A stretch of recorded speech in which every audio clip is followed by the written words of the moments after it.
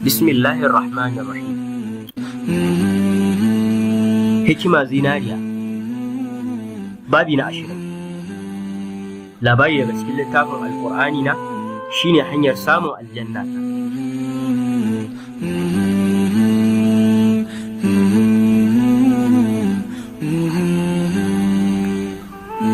Wata rana cikin watan azumin watan Ramadan,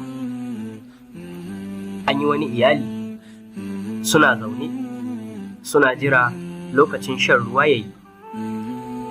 A gefen mahaifinsu kuwa ba shi da tunanin da ya wuce masa tunani guda biyu.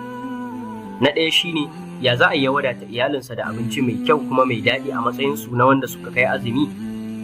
Na biyu kuma tsoronsa akwai mai gidan da yake ciki wanda yake haya a gidansa. Ya san cewa mutumin ba shi da kirki ko mu'amalarsa ba ta da kyau. Suna cikin wannan yanayi ne kafin a sha ruwa. A cikin tunanin mahaifinsu da yake na ya za a iya fita daga cikin wannan hali, sai ya ji an banko masa kofa ba tare da izini ba ko sallama. Mutumin da yake tunani shine ya zo gidansa ya fara zaginsa, sannan kuma yana hantararsa. Matar mutumin ta yi ta ba shi haƙuri akan ya yi haƙuri ya ƙyale mata mijinta, amma ya ce ba zai yi ba, sai ya ba shi kuɗinsa na haya. Haka yaran wannan bawan Allah suna ji suna kallo ana cin mutuncin mahaifinsu kuma ana cin zarafinsa. Mutumin ya manta cewa Allah fa baya barin zalunci. Haka ya ci gaba da tumurmusa wannan mutumi, ya kuma yi masa rashin mutunci kaca-kaca. Amma mutumin babu abin da yake faɗa, sai dai hasbunallahu wa ni'mal wakil, ma'ana Allah ya isar min. Sannan mutumin ya tattare kayansu da suke amfani da su na amfanin gida ya tafi da su. Bayan an yi kiran sallah a masallaci an sha ruwa, sai mutumin ya ɗaga hannunsa ya roƙi Allah, yake cewa ya Allah ka saka min abin da aka yi min, Allah ka saka min abin da aka yi min, Allah ka saka min abin da aka yi min. Ya faɗi haka sau 3, bayan nan ya yi istighfari. Bayan wannan abu ya wuce da kwana 3, sai shi wannan bawan Allah attajiri mai gidan wannan mutumi da yake haya ya samu wata rashin lafiya a kafarsa.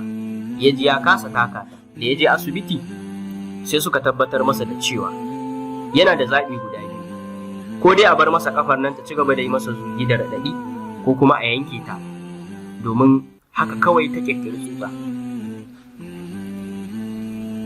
Amma wani abun mamaki shine da wannan kafa da ya tattaka wannan bawan Allah, to da ita ne ya samu wannan cuta. Bayan an sallame shi a asibiti ya dawo gida, sai matarsa ta yi masa nasiha cewa ni kwa ina tunanin alhakin bawan Allah can ne ya hauka, domin annabi yana cewa ka ji tsoron addu'ar wanda aka zalunta, domin ba ta da hijabi tsakaninta da Ubangiji. Ni a ganina ka je ka samu mutumin ka kuma ba shi haƙuri, saboda wannan abubuwan da ka yi masa ba su dace ba. Sannan kuma abu nan na gaba da ya dace kai tunani a kansa shi ne kafar da ka tattaka shi da ita kuma ka ci zarafinsa da ita, to da ita ne fa ka samu wannan cuta. Ta yi masa wa'azi iyakacin yadda take ganin za ta iya, sannan ta yi masa nasiha. Sai Allah ya taimake shi ya buɗe ƙirjinsa da samun shiriya, ya kuma gamsu da dukkan maganganun da ta faɗa masa. Bayan nan ya ɗauki sandojinsa da yake dogarawa ya tafi gidan wannan bawan Allah. Aniyar tafiyar da ya yi shi ne ya je ya same shi ya ba shi haƙuri. Haka kuwa aka yi, ya je gidan wannan bawan Allah ya kuma ba shi haƙuri, sannan ya tura da kayayyaki aka kai gidan wannan bawan Allah domin ya ƙawata masa gidansa. Mutumin da ya gani ya ce ya yafe masa. Allah ya yafe mana baki ɗaya. Allah ya sa mu gani.